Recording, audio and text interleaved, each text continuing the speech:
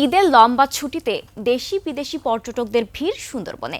চায়ের রাজধানী মৌলভীবাজার ও পার্বত্য জেলার রাঙামাটির বিভিন্ন পর্যটন স্পটে বেড়েছে পর্যটক। প্রতিনিধিদের তথ্য ছবিতে ডেস্ক রিপোর্ট। ঈদের ছুটিতে পর্যটকদের ঢল নেমেছে সুন্দরবনে। স্বজন ও বন্ধু বান্ধবদের সাথে ছুটে এসেছেন ভ্রমণ পিপাসুরা।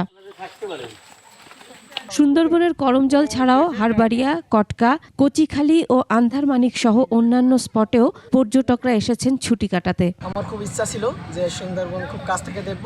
ছুটিতে আসার আনন্দ হলো, সবাই একসাথে আসলাম। সবচেয়ে ভালো এখানকার পরিবেশ, যে বন জঙ্গলটা, এটাই সবচেয়ে ভালো লাগে। খোলা বাতাস, বুক ভরে নিঃশ্বাস নেওয়ার যে প্রশান্তি একটা আর কি, সেটা এখানে আসলে বোঝা যায়। সংশ্লিষ্টরা বলছেন এতে রাজস্ব বাড়বে পর্যটন খাতে। সুন্দরবনেও প্রচুর লোক দেখা যাচ্ছে, আমরা সেভাবে প্রস্তুত আছি। পর্যটক যারা আসবে তাদেরকে আমরা সার্বিকভাবে সহযোগিতা করছি, আমরা ইনশাআল্লাহ করেও যাব।